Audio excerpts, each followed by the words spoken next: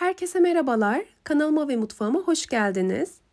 Bugün sizlere cevizli kete tarifiyle geldim. Tarifimde kullanmış olduğum malzemeleri videonun açıklama kısmında belirttim. Bu arada beni hangi şehirden izlediğinizi videonun yorumlar kısmında belirtirseniz çok mutlu olurum. Ben sözü daha fazla uzatmadan hemen tarifimizin yapımına başlamak istiyorum.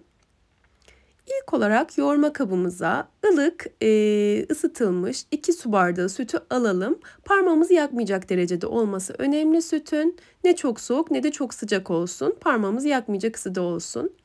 1 yemek kaşığı şeker ekleyelim sütün içerisine ve 1 dolu tatlı kaşığı instant maya ekleyelim ve şeker çözününceye kadar karıştıralım. Kullanmış olduğum su bardağının ölçüsü her zaman olduğu gibi 200 mililitre. Yani evimizde olan klasik su bardaklarından. Ardından içerisine yarım çay bardağından biraz fazla eritilmiş tereyağı ya da margarini ilave edelim. Diğer tarafta 2 tane yumurtanın bir tanesinin sarısını ayrı bir kaseye aldım.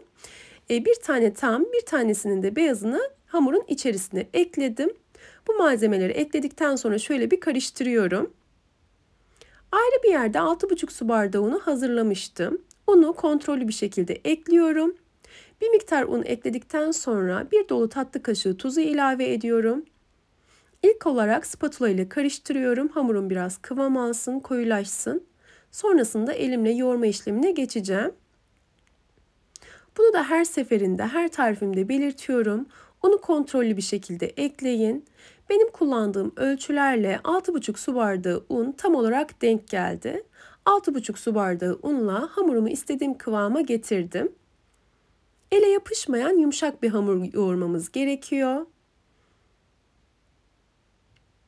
Hamurumuz toparlandıktan sonra birkaç dakika boyunca güzel bir şekilde yoğurmamız oldukça önemli. Bunu da her seferinde belirtiyorum. Hamurumuzu ne kadar çok yoğurursak hamurumuzun kalitesi o kadar çok artacaktır. Birkaç dakika boyunca görmüş olduğunuz gibi yoğurmaya devam ettim. Hamurumun dokusu daha da güzelleşti. Sonrasında şöyle elimle toparlayarak yoğurma kabına alıyorum ve üzerini kapatarak mayalanmaya bırakıyorum. Oda sıcaklığında 1 saatte mayalanacaktır.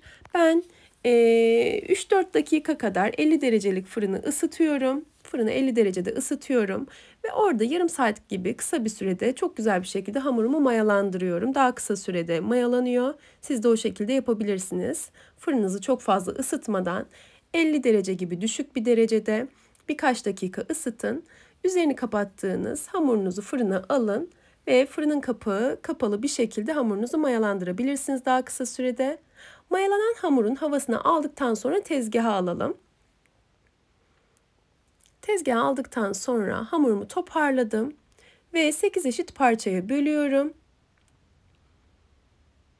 Şöyle bir hamur kesme aparatıyla, hamur kesme kartıyla eşit parçalar oluşturmaya çalışıyorum. Toplamda 8 adet parça hamur oluşturdum. Sonrasında elimle yuvarlayarak beze haline getireceğim. Şöyle elimle biraz yokluyorum. Büyüklerden küçüklere biraz hamur takviyesinde bulunuyorum ki hepsinin boyutu birbirine yakın olsun. Ardından elimle yuvarlayarak bezelerimi oluşturup un serptiğim bir tane tepsinin üzerine alıyorum. Bezelerin üzerini kapatıyorum ki üzerleri kurumasın.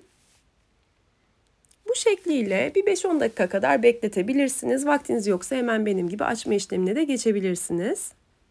Hamurumu biraz unlayarak açacağım. Bir servis tabağı boyutunda açmanız yeterli olacaktır. Çok fazla hamuru büyük bir şekilde açmanıza gerek yok. Normalde bu tarifin orijinalinde çok daha büyük açmaya gerek var. Evet, ama bu hepimizin rahat bir şekilde hazırlayabileceği bir tarif. Aralarını yağlayacağız. Sonrasında elimizle büyüteceğiz. Belirttiğim gibi servis tabağı boyutunda açmamız yeterli oluyor. Bu tarifte bu boyut oldukça ideal. Şöyle çok hafif derinliği olan bir tane servis tabağının içerisine alıyorum. Aslında hamurlarımı açmaya başlamadan önce yağı eritmiştim ben. Fakat montajı yaparken sonrasına ekledim. Yani siz hamurları açmaya başlamadan önce 100 gram tereyağı ya da margarini eritin. İçerisine 1 çay bardağı sıvı yağı ekleyin. Biraz ılısın. Sonrasında hamurumuzu açtıktan sonra üzerine bu yağlı karışımdan ekleyelim. Aşırı bulamanıza gerek yok. Her yerine gelecek şekilde yağdan eklemeniz yeterli olacaktır. Sırasıyla bütün bezeleri aynı boyutlarda açmaya çalışarak aralarına yağı süreceğiz. Tabağın tabanına yağ sürmedim. En üstüne de yağ sürmeyeceğim. Bu şekilde bütün bezelere şekil vereceğim. Bu tarz küçük açmam gereken tariflerde ben merdane kullanıyorum. Genelde eğer oklava kullanmak kolayınıza geliyorsa oklava ile de açabilirsiniz tabii ki. Bu açtığım hamurda gösterdikten sonra artık diğer işlemlere geçeceğim.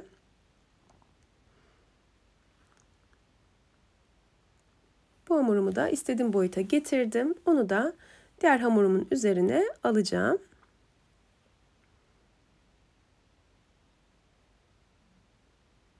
Şöyle üzerine ekledikten sonra tekrar yağdan ilave ediyorum ve dağıtıyorum. Daha da sıkıcı olmaması için diğer aşamaları keseceğim artık. Hepsini tamamladıktan sonra en üstteki bezenin üzerine yağ sürmedim. Az önce de belirttiğim gibi şöyle tabağı temiz bir poşete geçiriyorum ve 20-25 dakika kadar dinlendiriyorum. Bu şekilde böylelikle açmamız çok daha kolay olacaktır. 25 dakikanın sonunda poşetin içerisinden çıkarttım. Hamurlarım biraz daha kabarmış, mayalanmış gördüğünüz gibi. Tabaktan ters çevirerek tezgaha alıyorum. Şöyle elimle biraz düzeltiyorum, toparlıyorum ki daha nizami bir şekilde açabileyim.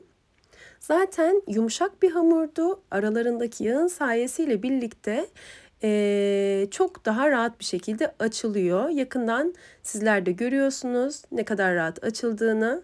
Şöyle elimle bir kare, dikdörtgen form verdikten sonra merdane ile inceltmeye devam edeceğim. Kalınken biraz elimle inceltiyorum. Kare formu veriyorum. Ardından merdane ile incelteceğim birazdan. Çok rahat şekil verilebilen, herkesin kolaylıkla şekil verebileceği, hazırlayabileceği bir tarif. Tek tek elle büyük bir şekilde açmaya gerek olmadan hazırlayabileceğiniz çok güzel bir tarif bence. Artık merdane ile inceltme işlemine geçebilirim. Yeteri kadar açtım ve o kare formu, istediğim kare formunu verebildim. Açarken çok hafif merdaneye yapışmalar olabilir tabii ki. Elinizle düzeltebilirsiniz onu. Bu dikdörtgen kareye yakın formu verdikten sonra şöyle 4 parmak genişliğinde şeritler oluşturuyorum. Böyle bir rulet yardımıyla kesebilirsiniz. Pratik oluyor böylelikle.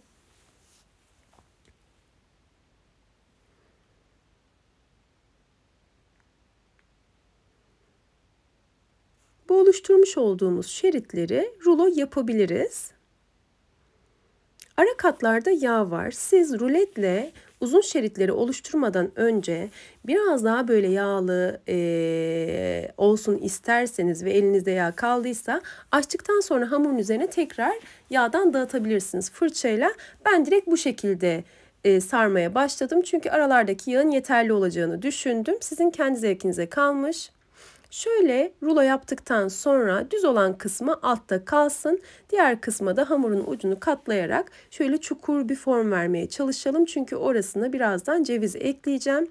Tabii farklı iç malzemeler de kullanabilirsiniz. Ben cevizli hazırlamak istedim. Nizami olan kısım alt kısımda kalıyor. Diğer kısmı ucunu birleştiriyoruz diğer kısımda ve çukur bir form veriyoruz. Hepsine aynı şekli verelim. Sonra o ucunu birleştirdiğimiz, çukur form verdiğimiz kısmı daha da derin hale getirelim. Şekil verme işlemi bittikten sonra. Çünkü hamurumuz mayalı olduğu için bu hepsine şekil verinceye kadar bir miktar kabaracaktır. İçliği koymadan önce yine elinizle birazcık derinleştirmeniz gerekecektir. Hamur mayalanıyor, kabarıyor çünkü bu aşamada. Şimdi hepsine şekil verdim. Elimle daha da derinleştiriyorum çukuru. Hamurlar çok küçük değil. İçinde kullanacağınız malzemeyi çok az kullanmayın. Kaybolur çünkü. Biraz bol kullanmaya çalışın. Hangi malzemeyi kullanırsanız. Peynirli, patatesli ya da normal orijinalinde bu tarifin böyle iç helvası hazırlanıyor. O tarif de internette fazlaca mevcut. Bakabilirsiniz. Ondan da hazırlayabilirsiniz. Yanlış hatırlamıyorsam Azerbaycan mutfağına özgü bir tarif bu. İçli kete tarifi. Azerbaycan mutfağına ait kanallarda bu tarifi bulabileceğinizi düşünüyorum. Şöyle iç malzemeyi ben rondodan ceviz geçirmiştim, inceltmiştim cevizi. Cevizden bol miktarda ekledim. Sonra hamur açılmasın diye birleştirdim ve ters çevirerek elimle bastırıyorum. Şöyle tekrar göstereyim. İç kısmını açıyorum. Cevizden içerisine yerleştiriyorum. Şöyle biraz bastırıyorum ki daha fazla alsın. 3 tatlı kaşığı kadar çekilmiş ceviz ekledim. Sonra hamuru kapatıyorum. Güzelce kapatın ki açılmasın. Sonrasında ters çevirerek üzerine bastırın ve yağlı kağıt serdiğimiz fırın kabına alabiliriz. Bütün keteleri yağlı kağıt serdiğim fırın kabına aldım ve üzerini kapattım. Bu şekilde de yarım saat kadar mayalandırıyorum. Tepsi mayası yapmamız önemli. Ayırmış olduğum yumurta sarısına 1 yemek kaşığı kadar süt ekledim ve karıştırdım. Sonra bu karışımı tüm kete hamurlarının üzerine dağıtıyorum fırçayla.